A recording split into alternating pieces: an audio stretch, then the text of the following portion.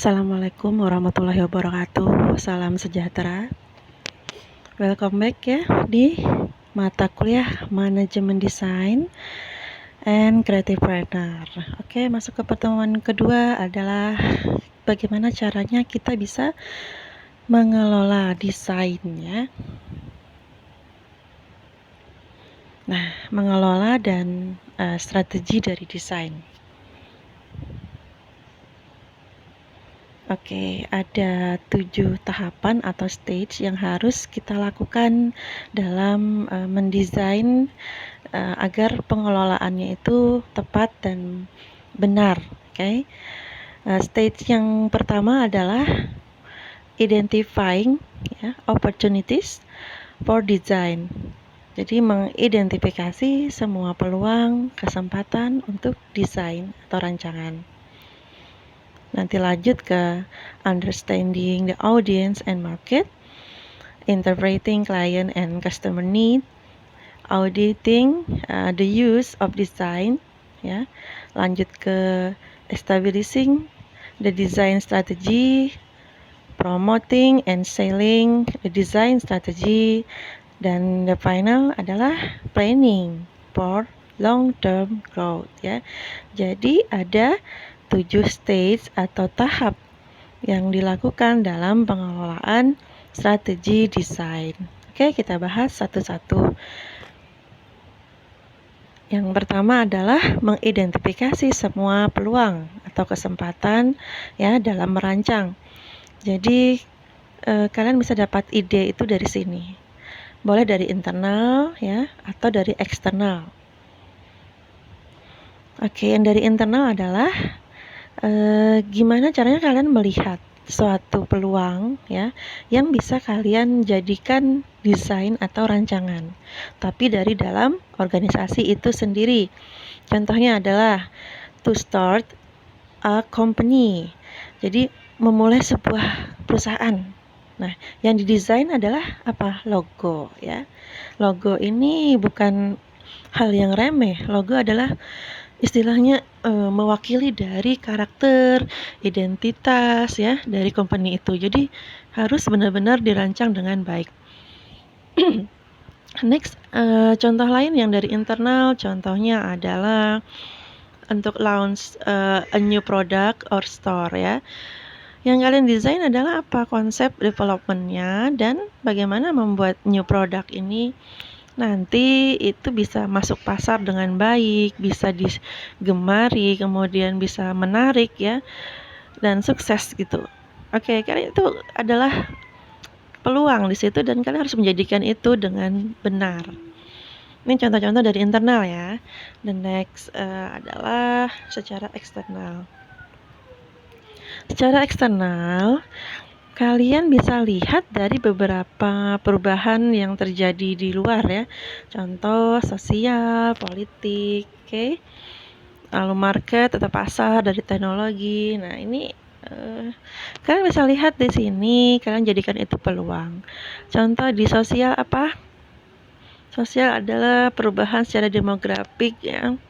Lifestyle, kesenangan di luar sana gimana, lalu dari struktur kekeluargaan, kemudian dari values atau nilai yang baru di customer itu seperti apa, itu jadikan atau sebagai masukan atau pola pikir kalian dalam merancang. Secara politik, contohnya di situ ada crime and copyright. Gimana kalian itu membuat satu desain agar dia aman ya dari kejahatan ini, misalkan hanya teknologi atau apa yang bisa membuat suatu kerusakan untuk organisasi itu ya. Gimana kalian mendesainnya supaya itu lebih aman, lalu nggak bisa di copyright sembarangan gitu ya dari si keperluan dari eksternal itu. Kalian masukkan juga ke dalam identifikasi untuk mendesain perubahan pasar, lalu teknologi ya.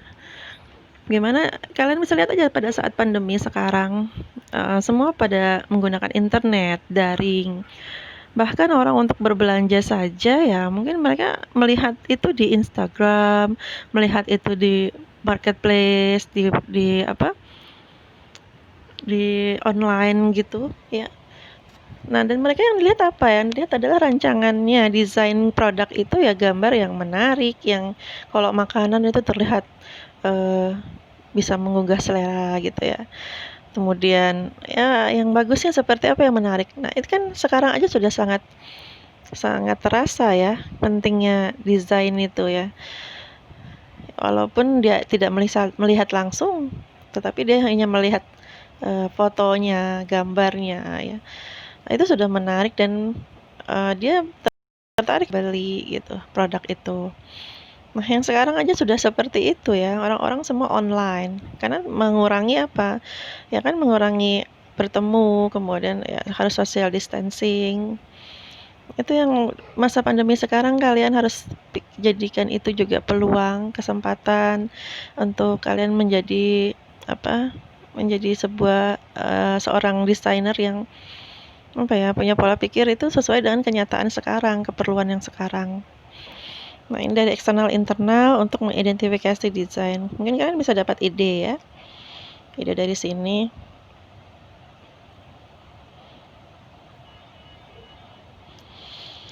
Nah, the next stage adalah kalian harus understanding ya. Harus memahami audience atau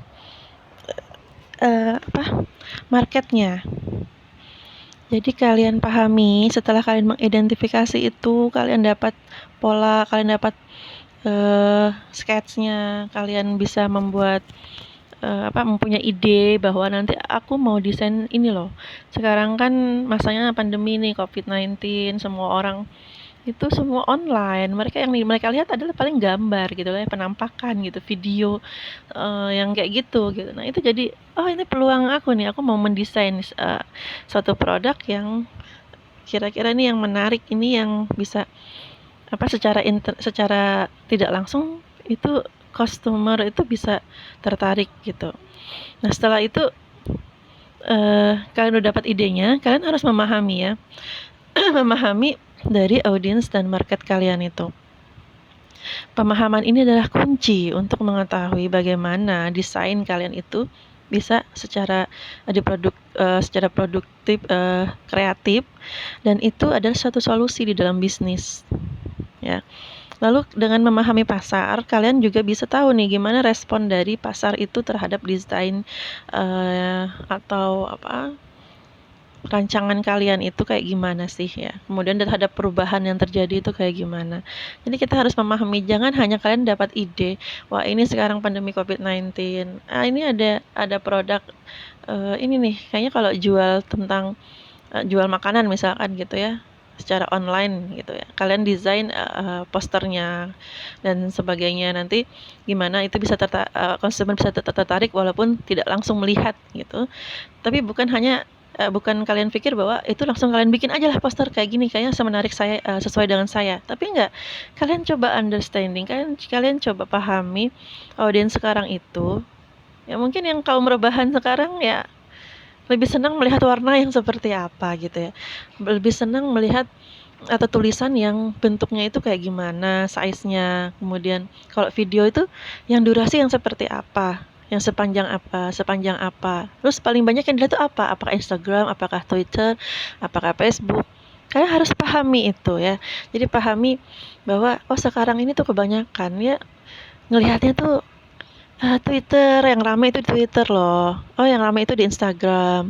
Nah, kalian sesuaikan desainnya dengan itu. Jadi kalau kalian tidak memahami itu, percuma kalian mendesain tetapi tidak sesuai dengan audiens dan marketnya. Itu sama aja dengan bohong ya. Kalian harus setidaknya kalian survei dulu, kalian lakukan dulu interview, atau kalian observasi dulu gitu ya. Cari contoh-contohnya, cari referensi yang sudah ada dan lain-lain. Oke, ini penting. Nah, setelah itu semua, kalian coba interpretasikan ya, interpreting client and customer need. Kalian udah dapat tuh ini memahami nih bahwa audiens tuh kayak gini, kemudian market tuh kayak gini.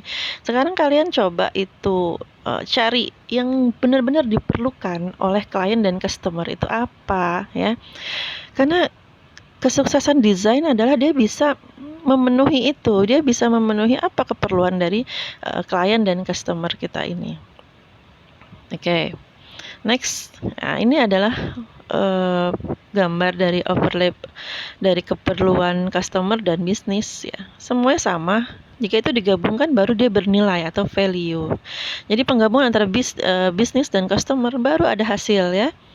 Nah, di sekitar mereka itu ada kompetisi, ada teknologi, ada ekonomi, ada kebijakan pemerintah, ada tren sosial, kemudian isu global, pasar, environment, dan ya, itu semua berkutat di antara customer dan bisnis.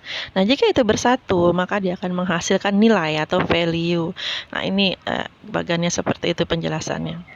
Next stage adalah audit ya. Penting audit. Pertama dia untuk menetapkan budget yang efektif. Tidak perlu suatu yang berlebihan jika memang yang diperlukan adalah segitu saja. Nggak perlu yang berlebihan. Ya, jadi budgetnya dibuatlah secara efektif. Dan next adalah kalian bisa menentukan semua elemen-elemen dari desain itu. Kemudian nanti untuk the future change-nya itu gimana. Nah, itu di auditing ini.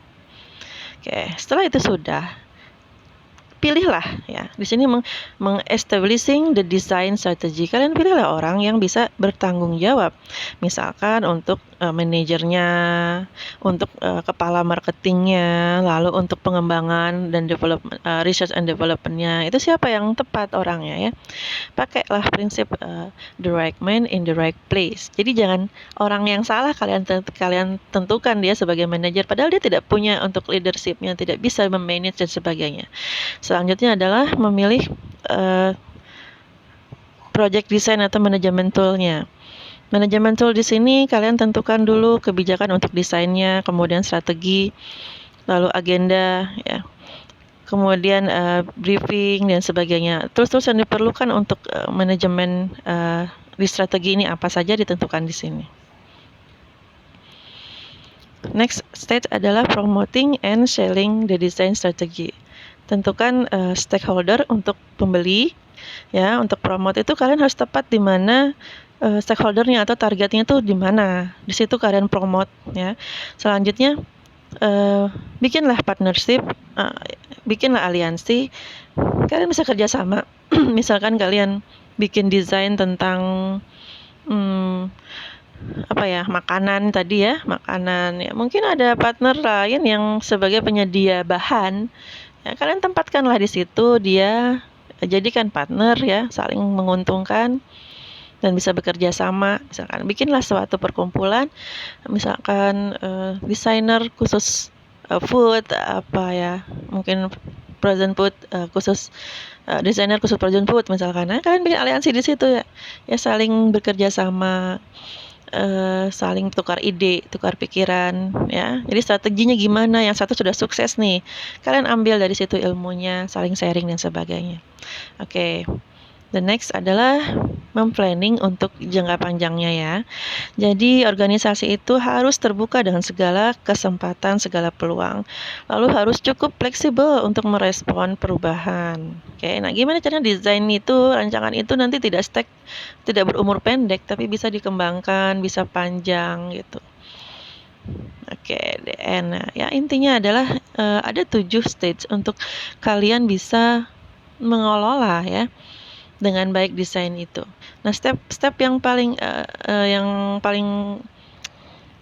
penting ya, yang paling important adalah yang the first stage-nya adalah mengidentifikasi desain itu. Dari identifikasi itu ya, jika kalian memang benar mengidentifikasinya sesuai, kemudian real, kemudian memang valid, memang benar, untuk stage-stage selanjutnya itu pasti benar, hingga finalnya itu pasti sesuai dengan goal yang diinginkan.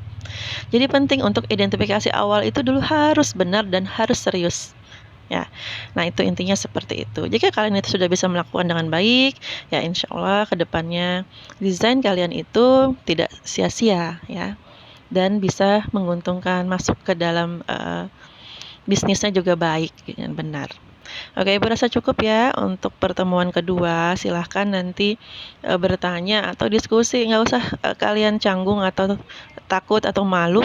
Silahkan aja tanya-tanya. Nanti boleh teman yang lain menanggapi atau Ibu juga menanggapi ya. Oke, sampai di sini dulu Ibu akhiri. Wassalamualaikum warahmatullahi wabarakatuh.